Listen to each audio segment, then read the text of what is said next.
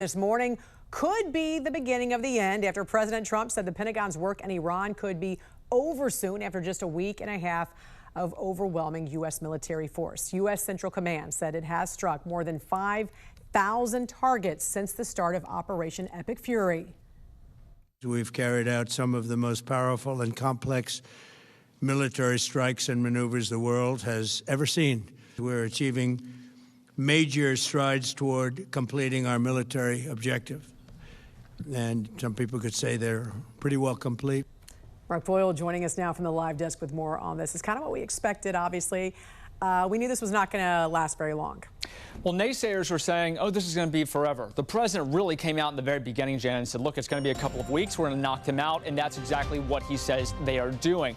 However, Iran making it clear they're not going to go away quietly. Some new video in the newsroom showing the Iran drone strikes overnight. These drones, however, were intercepted by the British Royal Air Force. This happened over Jordan and Bahrain. Now, more drone attacks also being reported this morning by the UAE, Saudi Arabia, and Kuwait.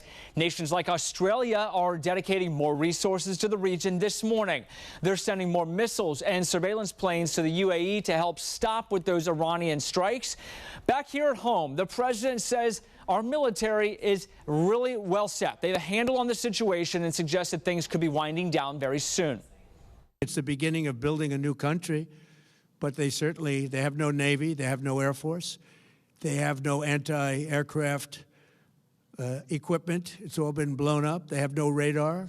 They have no telecommunications, and they have no leadership.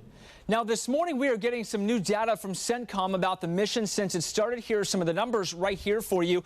5,000 targets hit, 50 ships have been destroyed. Those numbers likely to continue to go up. IRGC buildings exploded, intelligence sites hit, air defense systems knocked out completely, and multiple Navy ships and submarines blasted out of the water. We're expecting a major update from the Department of War later this morning. We'll bring you that live here on the National News Desk as the U.S. offensive in the Middle East continues right now. All right, Mark, thank you. Also this morning, global markets around the world surging after President Trump vowed to keep shipping lanes open in the Strait of Hormuz. Last night, President Trump did warn Iran if they tried to choke off oil supplies, the U.S. would respond with force 20 times stronger than anything they've seen so far. We're looking to keep the oil prices down. We went artificially up because of this excursion into a very positive thing. I mean, this was an excursion that a lot of people wouldn't have done. I knew oil prices would go up if I did this, and they've gone up probably less than I thought they'd go up.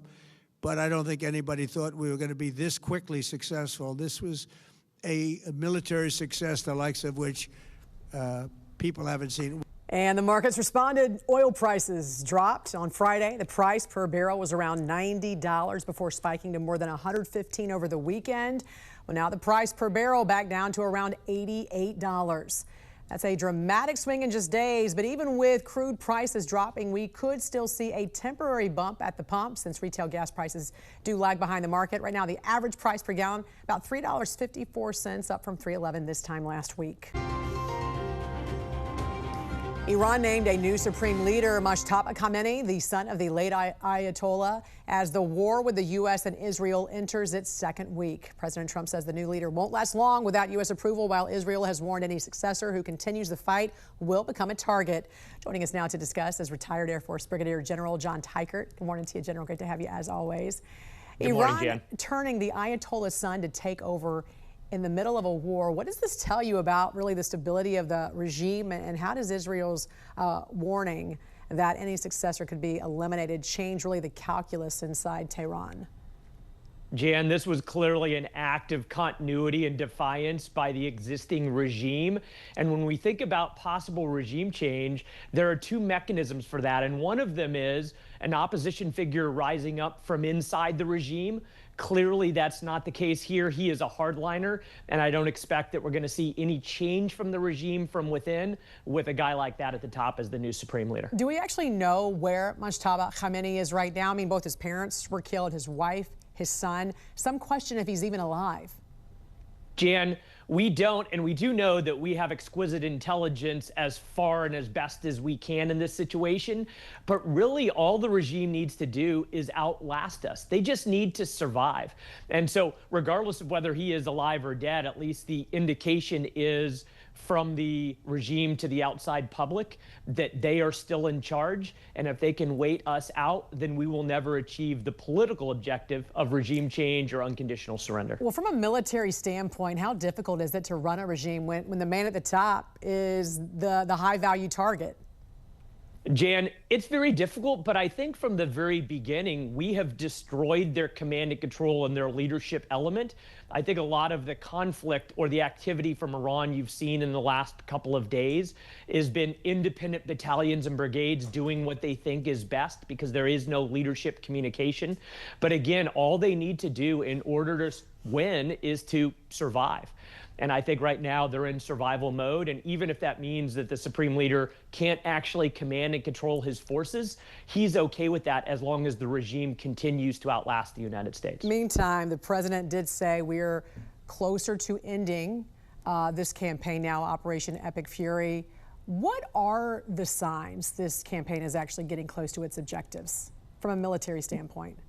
Yeah, Jan, so I think there's an interesting parsing here of the military objective, which has always been to destroy Iran's ability to project power and to threaten others.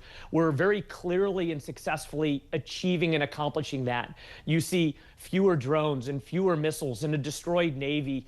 And I think those are good indications that we are getting close to that objective. And then the president can make a decision. Does he continue on with a political objective of regime change, or does he take an off-ramp and declare success based on military objectives? And I think right now, especially with oil price spikes, he's considering the off-ramp option, and we'll see in the next few days. What do you think about that? You agree with that?